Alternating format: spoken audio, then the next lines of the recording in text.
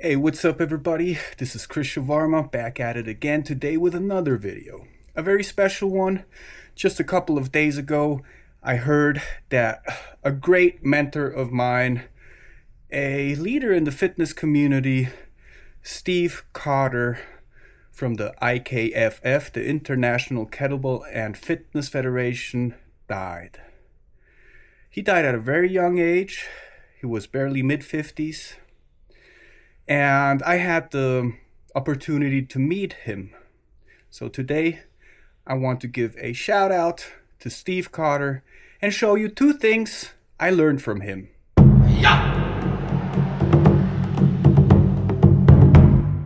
Okay, so back in the year 2010, I was already quite interested in kettlebells. The first time I had heard about kettlebells was through Steve Maxwell. Maybe some of you guys know him, maybe some of you guys don't.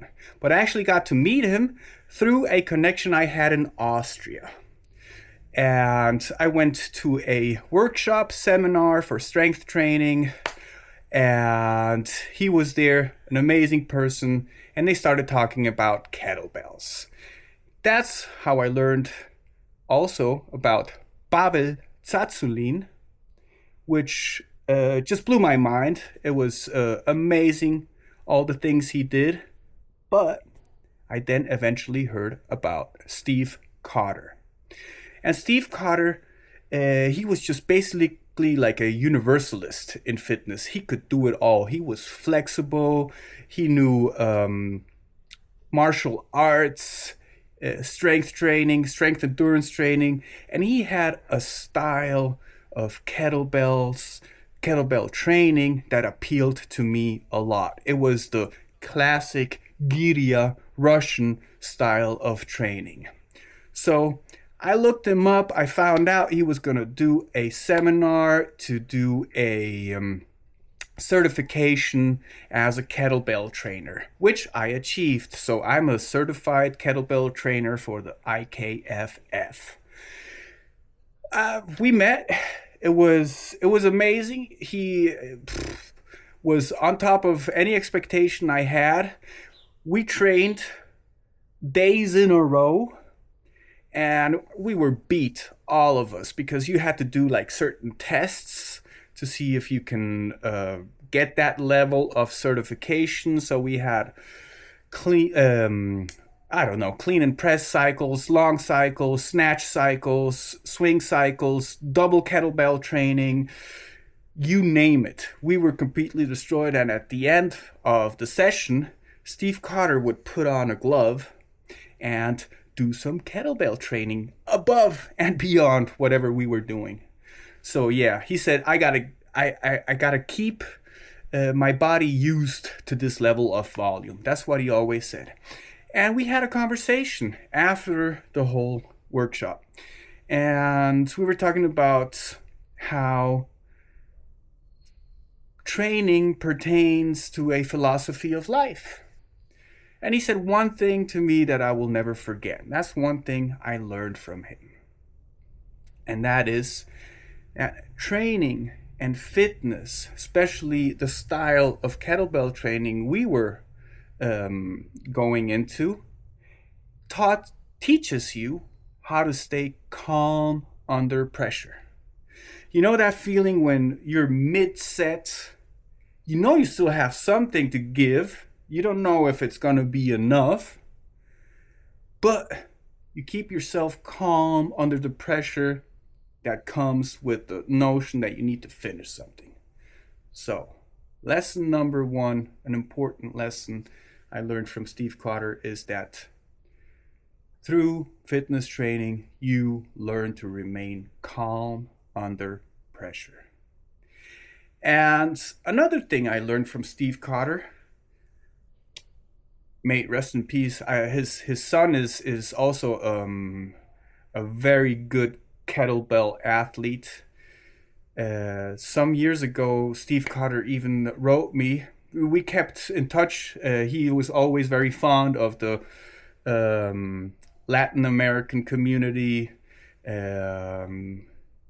had a girlfriend from Venezuela, And he asked me to be in one of his books, but I was over in Germany and he was doing the photo shoot for that book in San Francisco. So sadly enough, I was not able to go there.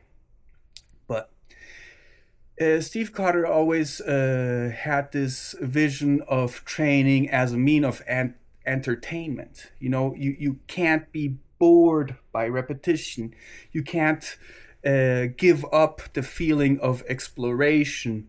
You can't feel that there's no sense of adventure in what you are training. And that's why I want to teach you what he taught me about kettlebell juggling. Now, back in the day, I thought kettlebell juggling was just, you know, some sort of, I don't know, risky type of fun. But then he said all sorts of things about how the level of compression it takes to push the lever on the kettlebell is very similar to the way one would hit while training karate. So in the second part of this video, I'm going to go outside. I'm going to take a 12 kilogram kettlebell and teach you the basics of kettlebell juggling. Just one move. It's going to be a double-handed swing with a push forward. The ring of the kettlebell will make a full circle and you grab it mid-air. You go down again. And the second variation will be with one hand alternating with the other. So you will see that this movement of the kettlebell also includes a mobility with a micro explosive movement, which is pushing the ring of the kettlebell during mid-air. So let's do this. Let's check it out. I'm going to start by doing the movement, and once I'm in the movement, I'm going to do 50 reps and do a voice over. I guess that's the easiest way to explain the movement, and just use this video as a visual reference to practice it. Obviously, practice this over a mat or over grass. You will let the kettlebell fall eventually. It takes a little bit of, you know, practice to figure it out. It's not science, it's not complicated, it's just a tricky movement. Okay, so let's do this. I'm going to do 50 double-handed and then 50 alternating. Let's see if I can do the 100 without dropping it.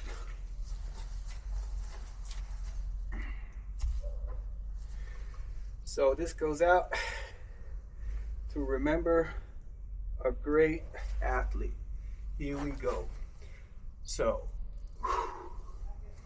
1, 2, 3, 4, 5, 6, 7.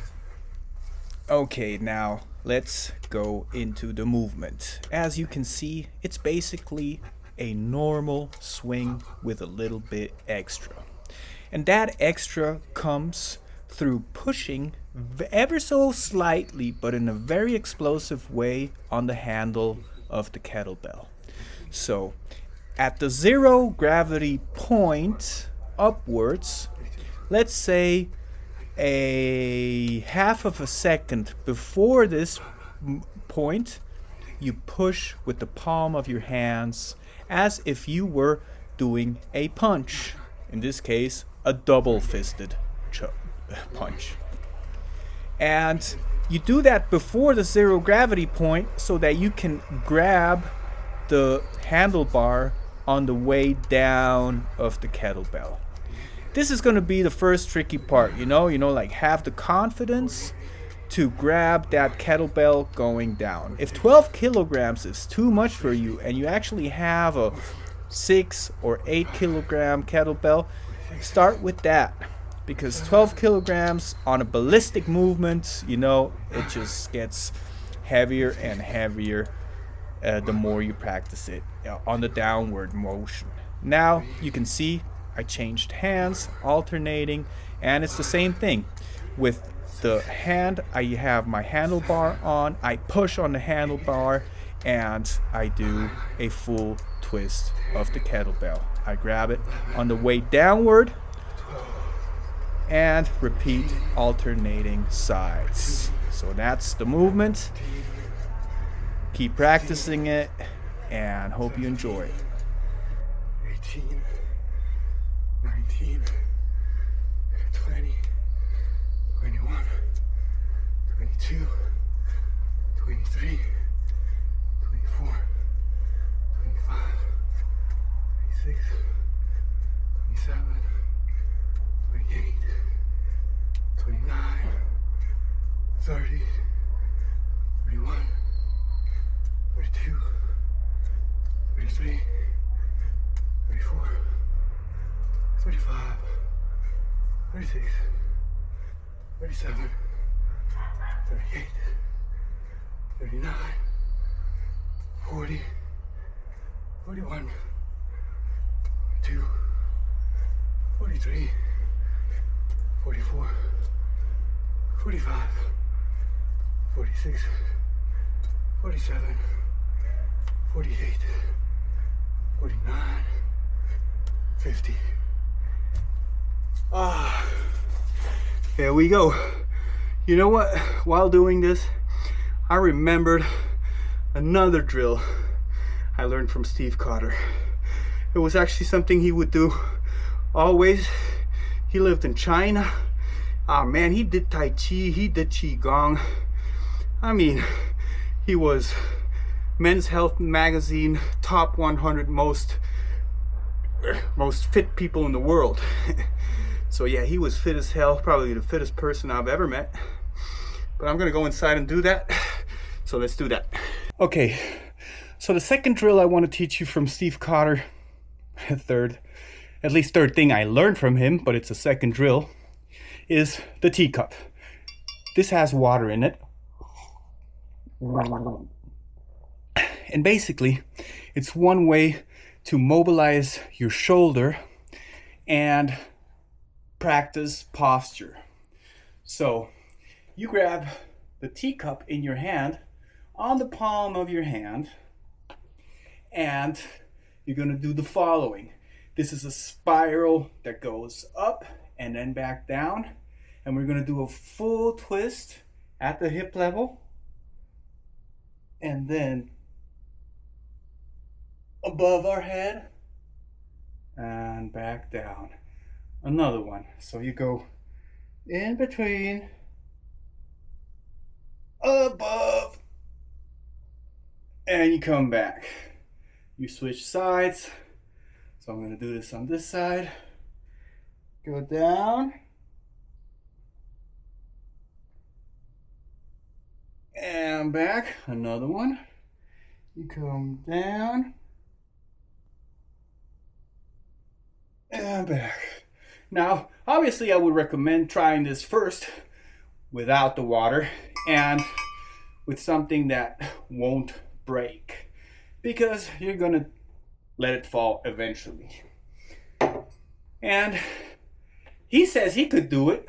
I've never been able to do it, but you can also do it with both hands. Now I can do the movement with both hands, but I can't do it with the teacup. So obviously you need to practice it in order to get better at it and develop a higher range of motion. But that's basically it. Let's summarize everything. One thing I learned about Steve Cotter was fitness teaches us to keep calm under pressure. Second thing, there needs to be something at a level of entertainment, of adventure, and of exploration in whatever you train. That's why variety is good. Trying out new things is good. Basically applying the principle that says, if you're gonna do the same thing, let's say swings, you gotta introduce a variation. So you stay within the premise of practicing the same but differently. And the third one was just a mobility drill, which I think was amazing for me when I practiced it, especially when I used to train a lot for kettlebells. I used to be in the kettle bears in Berlin, and I was a competitive team of kettlebell practitioners. I never reached a level that you would consider memorable in any sort of way. We used to have dudes training with double kettlebell, 32 kilograms, double long cycles, clean and presses, clean and jerks, double snatches. You know, I was not able to train with that amount of weight, but I was able to train everything else they did, but not at a competitive level. I mean, that was a whole nother level. But yeah, Steve Cotter, you will be missed. You left a legacy. For anyone out there who doesn't know who Steve Cotter is, check out his videos. He was very knowledgeable about almost everything related with strength, mobility, flexibility. I mean, top 100 fittest individuals in the world. Remember, if you liked this video, hit that like button, subscribe, turn on the notification bell, and never miss a rep with Christian Varma. I bring the heat, I bring the pain, and I bring the joy. So until next time, keep repping, keep grinding, and get that money. Hell yeah.